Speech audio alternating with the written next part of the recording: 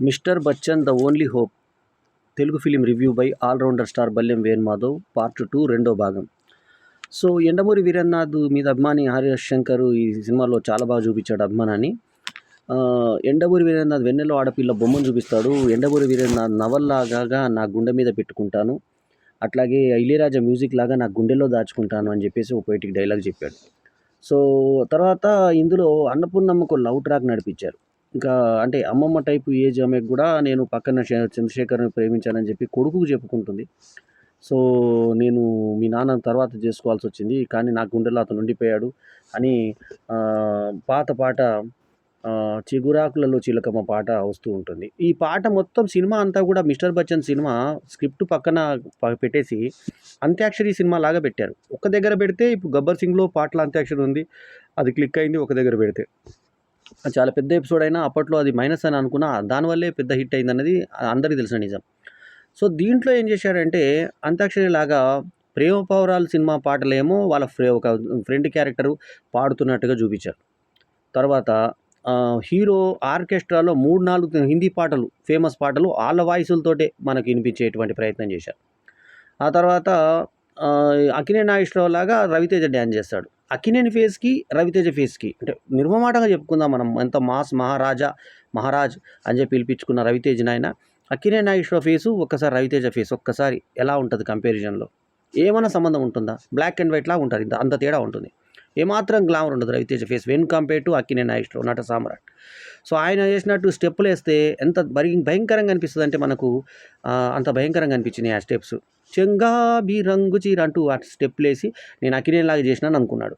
అట్లాగే అమితాబ్ బచ్చన్ లాగా కూడా పాటలు చేసుకున్నాడు. తర్వాత అమితాబ్ బచ్చన్ అభిమాని ఇంత ఉన్నప్పుడు బెడ్రూమ్లోనంట అమితాబ్ బచ్చన్ చూస్తే మంచి పిల్లలు పుడతారంట.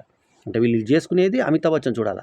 తర్వాత పెళ్లి దగ్గర అందరూ పేకాటలేంది ఏ పెళ్లి జరగదు అన్నాక, ఇప్పుడు పెళ్లి జరగముందు జరుగుతుంది పేకాట, పెళ్లి జరిగిన తర్వాత జరిగేది ఏంటి ఊకాట అనేటువంటి వర్డ్ వచ్చేలాగా పెళ్ళి జరగకముందు జరిగేది పేకాట, తర్వాత జరిగేది అని ఆగిపోయేది చూపించాడు. అంటే పూకాట అనేటువంటి వర్డ్ అక్కడ అనకుండా అర్థం వచ్చేటట్టుగా చెప్పించారు. సత్య క్యారెక్టర్ అది ఒక అప్రాసనం లాగా ఏంటో హీరోయిన్ ఇష్టపడుతుంటాడు, అతను ఆ బాడీ లాంగ్వేజ్ అయితే అతనేంది ఆ హీరోయిన్ ఇష్టపడడం ఏంది అనేది కామెడీగా కూడా మనకు సరిపడదు అనిపిస్తుంది. సో అతను ఊరికి వీళ్ళని చెడగొట్టే ప్రయత్నం. ఈ మార్వాడి కుటుంబానికి ఈ రవితేజ కుటుంబం పక్కపక్కకే, ఎక్కడో ఇంత దూరం మా ఇల్లే మీరు ఎక్కడ ఉందంటే పీపీ అనేది పక్కింట్లో ఉంటుంది కానీ ఎక్కడో రోడ్ అవతలు ఉండదుగా. సరే అట్లా వీళ్ళకి తెలిసిన వాళ్ళు అనుకుందాం పోని, అనుకోవడానికి ఫోన్ మాట్లాడడానికి వెళ్తే లైనే లేదు, 3 రోజుల నుంచి మాకు లైనే లేదు, నువ్వేం మాట్లాడుతున్నావు అని కూతురుకు లైన్ కొడుతున్న తల్లి ఊరుకుంటాడా? ఊరుకోకుండా నవ్వుకుంటూ మాట్లాడతాడు సచిన్ కేడ్కర్. ఆయన ఒక దగ్గర పనిచేసి ఇక్కడికి వచ్చినట్టుగా, తర్వాత ఇన్కమ్ ట్యాక్స్ అధికారిగా ఇతనికి అజయ్ రత్నం ఫోన్ చేసి నీకు జాబ్ వచ్చిందని చెప్పి ఇతనికి పీపీ ఫోన్కి చెప్తే ఇతను తెలుసుకోవడం, అంటే ఆ డిపార్ట్మెంట్ నుంచి లెటర్స్ ఏం రావా, అక్కడ నుంచి ఫోన్ కాల్ వస్తుందా? సో ల్యాండ్ లైన్లు ఉన్నట్టు చూపించారు. సరే ఆ పసివాటి ప్రాణము గ్యాంగ్ లీడర్ ఒకేసారి విడుదలైన పద్ధతిలాగా అర్థమయ్యేలాగా ఫోర్డింగ్స్ పెట్టించారు. సో తర్వాత వాటి రెండింటికి దశాబ్దన్నర టైం గ్యాప్ ఉంది మధ్యలో. సో తర్వాత మనకి ఇంకా చాలా అవకతవకల మధ్యన ఫస్ట్ హాఫ్లో కథ అంతా ఏంటంటే, ఒక ఇన్కమ్ ట్యాక్స్ అధికారి అంతకుముందు ఒక అతను నిజాయితీగా చేస్తే బుల్డోజర్లో అతను మద్యం అన్ని పగలగొట్టిస్తే అతన్ని కూడా బుల్డోజర్ కింద పడుకోబెట్టి చంపేస్తాడు ఒక విలన్. ఆ విలను ఆ తర్వాత మళ్ళీ ఇంకొక విలన్ చూపిస్తే ముత్యం జగ్గయ్య మనుషులు వాళ్ళు, ముత్యం జగ్గయ్య అంటే జగపత్ బాబు అంటూ రంగస్థలంలో చూపించినట్టుగా ఒక వెరైటీ క్యారెక్టర్గా చూపించాలని అనుకున్నారు. సిద్ధు జొన్నలగడ్డ మాత్రం బాగా మెరిపించాడు. టిల్లు 1, టిల్లు స్క్వేర్ సినిమాలతో ఒక్కసారిగా మనకి పేరు తీసుకొచ్చుకున్నటువంటి సిద్ధు జొన్నలగడ్డ స్టార్ బై సిద్ధు జొన్నలగడ్డ అంటూ వేస్తూ అతను నా ఫ్రెండ్ అంటాడు. రవితేజ ఏజ్కి సిద్ధు ఏజ్కి ఫ్రెండ్స్ లాగా ఉంటారా? అంకుల్లా ఉంటాడు రవితేజ. సరే మళ్ళీ ఆ అమ్మాయి హీరోయిన్, ఆ హీరోయిన్కు కూడా అంకుల్లానే ఉంటాడు. వాళ్ళిద్దరి మధ్య లిప్లు మొత్తం ముద్దులు పెట్టించుకోవడం, సినిమా అంతా లాస్ట్లో కూడా ముద్దులు పెట్టుకోవడం అంతా జరిగింది. బలవంతంగా హీరోయిన్ వెంట పడతాడు. హీరోయిన్ వెంట పడ్డ తర్వాత హీరోయిన్ ఎక్కడ ఒక చీర సైకిల్లో చుట్టుకుందంట, అది సత్యకి తీరకపోతే ఇతను తీశాడంట. దాంట్లో హీరోయిజం వీళ్ళిద్దరికి. ఊరికి వెంట పడకని చెప్పి వార్నింగ్ ఇస్తుంది. నువ్వు కలిసిన రోజే వెంట పడతాను, ఇంక అప్పటిదాకా నీ దగ్గర రానని హీరో చెప్పేస్తాడు.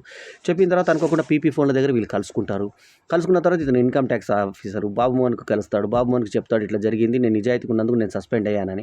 తర్వాత ఇతనికి చాలా కాన్ఫిడెన్షియల్, నువ్వు ఒక వ్యక్తిని కలవాలంటారు. విజయభాస్కర్ దగ్గర ఒక అతను ఇన్కమ్ ట్యాక్స్ ఆఫీసర్ రక్షణ కోసం వెళ్తే అతని వేరే వాళ్ళని చంపేశారు, అతను వెళ్తావు నువ్వు అక్కడికి అని చెప్పేసి జగ్గయ్య గురించి ఇంట్రడక్షన్ ఇస్తాడు. అంటే ఈ జగపత్ బాబు గురించి క్యారెక్టరు. వద్దని తను భయపడి కామ్గా వెళ్ళిపోయి నాకేదో పేకాట జోబు కొట్టేశారు ఎవరో దానికోసం వచ్చాను వెళ్ళిపోతాను కంప్లైంట్ అని ఒక ఆమె భర్త వెతుకుతూ ఒక పిల్లను తీసుకుని వస్తే ఆ చచ్చిపోయిన వ్యక్తి చచ్చిపోయాడని చెప్పకుండా విజయభాస్కర్ వెతుకుతున్నానమ్మా అని చెప్తే ఇతను భయపడిపోయి అతను వెళ్ళిపోతాడు. అటువంటి పరిస్థితుల్లో ఓ నిజాయితీ అయిన ఆఫీసర్ని బాబుమోహన్ నియమిస్తే ఆ నిజాయితీ ఆఫీసర్ మిస్టర్ బచ్చన్ అంట. పేరు కూడా లేదు క్యారెక్టర్కి. పేరు ఏంటంటే ఒక దగ్గర ఏమంటాడు కుమార్ సాను అంటాడు. హిందువుల పేరు ఇప్పుడు ఏపీలో కుమార్ సాను పేరు ఉంటుంది ఎక్కడైనా, ఉత్తరాదిలో ఉంటుంది ఆ పేరు. సో కుమార్ సాను అయిపోయిన తర్వాత ఈ పాటలు కుమార్ సాను పాటలు కిషోర్ కుమార్ పాటల మధ్య పోటీ తర్వాత ఏ సైడ్ బి సైడ్ ఏమో ఇతని మాటలు రికార్డ్ చేసి ప్రేయస్కి పంపిస్తాడు. అతని గురించి ఆమె గురించి వర్ణన పంపిస్తాడు కవిలాగా. అది తండ్రి వింటాడు. ఎక్కడ అది గుడిలో పెట్టుకుంటాడు, చెక్ చేయకుండా డైరెక్ట్గా సంబంధాలు చూసి ఇట్లాంటి సంబంధం మాకొద్దని ప్రభావతి వెళ్ళిపోతుంది తన కొడుకుని తీసుకొని. సో ఆ ప్రభావతి కూడా ఇనీషియల్ డేస్లో నేను పరిచయం చేయాలనుకున్న నటి ఆమె. సో ఇప్పుడు వాళ్ళ బిజీ అయింది ఆమె. తర్వాత ఇంకా చాలామంది నటులు మొత్తం ప్యాడింగ్ ఆర్టిస్టులు అయితే చాలా పెద్ద ప్యాడింగ్ ఆర్టిస్టులు. ఇక 3 రోజులు ప్రహసనం, గోడ పలగొడితే గోడలో ఉంటాయి పైసలు. ఒక తర్వాత ఒక హిరణ్యకశిపుని నాటకంలాగా ఇతను ఒక డైరెక్టర్ వచ్చి అతను అండర్ కవర్ ఏజెంట్ అంట. అతను డైరెక్టర్గా ఎవరు ప్రభాసీను. ఆ ప్రభాసీను చెప్తాడు రిపోర్టింగ్ అంటాడు. ఇంత లేట్గా రిపోర్టింగ్ అంటాడు. మనం ఉల్లు చేయడానికి ప్రేక్షకులు ఉల్లులు చేస్తారు సినిమాని తిప్పికొట్టి. ఆ తర్వాత అది హరీష్ శంకర్కి ఇప్పుడు సినిమా రిజల్ట్లో తెలుస్తుంది. ఆ తర్వాత ఇతను హరిశ్చంద్రునిగా అదే మన హిరణ్యకశిపునిగా పెద్ద గదలు పట్టుకొని వచ్చి ఒక్కొక్క దాంట్లో కొడుతుంటే డబ్బులు వెళ్తాయి. ఆ తర్వాత 6 తర్వాత వర్క్ చేయరు అన్నది రూల్ అంట. ఆ రూల్ ఆగిపోయిండు. తెల్లారి మళ్ళీ ఇంట్లో ఎవరైనా చచ్చిపోతే రూల్ అంట. ఆమెకి ఎవరు నిద్ర మోతలు కల్పిస్తారు, ఎవరు కల్పించారన్నది మనకు చివరిదాకా కూడా చూపించారు. ఇంతలో ఆమె గుండె మీద బాగా గలంగా కొడితే ఇతను ఏడుస్తూ చమక్ చంద్ర కొడితే లేచి కూర్చుంటుంది బామ్మ. ఈ తర్వాత ఇప్పుడు మీ అమ్మ బతికినందుకు సంతాపం వ్యక్తం చేస్తున్నానంటూ హీరో అంటాడు. ఇట్లా ఏమో 4 రోజుల్లో పెళ్ళి. అక్కడ పెళ్లి కూతురు వెతుకుతూ ఇతని దగ్గరకు అపాయింట్మెంట్ తీసుకుని ఒకటి వస్తుంది. వచ్చిన తర్వాత మా ఫాదర్ మీ దగ్గర పనిచేశారు కదా, మీరు చిన్నప్పుడు నాకు ఎన్నో గిఫ్ట్లు ఇచ్చారు, నాకు ఈ భర్తను గిఫ్ట్గా పంపించారా అని ఆమె అడుగుతుంది. అడిగిన తర్వాత ఇతను మనుషులను పంపించి ఆమెను కొట్టిస్తాడు. ఫోన్ నాకు వచ్చినా నువ్వు తీసుకో అని చెప్పి ఇతను ఇస్తాడు.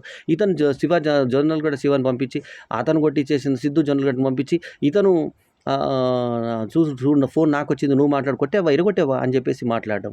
ఇవన్నీ డబల్ ఇచ్చి మిస్టర్ బచ్చన్ ఒక యాక్షన్ సినిమా ఓరియంటెడ్గా ఒక అంటే తలా తోకలేని కథతో ఒక చిన్న సింగిల్ లైన్ తోటి గబ్బర్ సింగ్ సినిమా లాంటి సూపర్ హిట్ సినిమా ఇచ్చినటువంటి దర్శకుడినా ఈ సినిమా తీసింది అనిపించేలాగా వచ్చిన mister Bachchan the only hope అనేది ఎలాంటి హోప్ లేకుండా చేసినటువంటి సినిమాగా అనిపిస్తుంది. ఈ సినిమాకు నేను ఇచ్చినటువంటి రేటింగ్ 3.5/5 ఈజ్ మై రేటింగ్. స్వాతంత్ర దినోత్సవం సందర్భంగా 78వ స్వాతంత్ర దినోత్సవ సందర్భంగా ఎన్నో సినిమాల మధ్య వచ్చినటువంటి ఈ సినిమా పోటీకి నిలబడుతుందా లేదా అనేది మాత్రం కొంచెం డౌటే అనిపిస్తుంది. డబల్ స్మార్ట్ సినిమా, ఆ తర్వాత మేము ఫ్రెండ్స్ అండి అనే సినిమా మధ్య, హిందీలో వేద, తర్వాత అక్షయ్ కుమార్ కేల్ మే, మరి స్త్రీ 2 లాంటి సినిమాల మధ్యన మరి మిస్టర్ బచ్చన్ ఎంతవరకు ఆకట్టుకుంటుంది. 14th ఆగస్ట్కే పెయిడ్ షోస్ ద్వారా 7:30కి రిలీజ్ అయినటువంటి సినిమా రేపు 15th ఆగస్టున రేపు రాబోతుంది సినిమా. సో ఈ సినిమా రిజల్ట్ ఎలా ఉంటుందంటే ఒక రెగ్యులర్ సినిమాని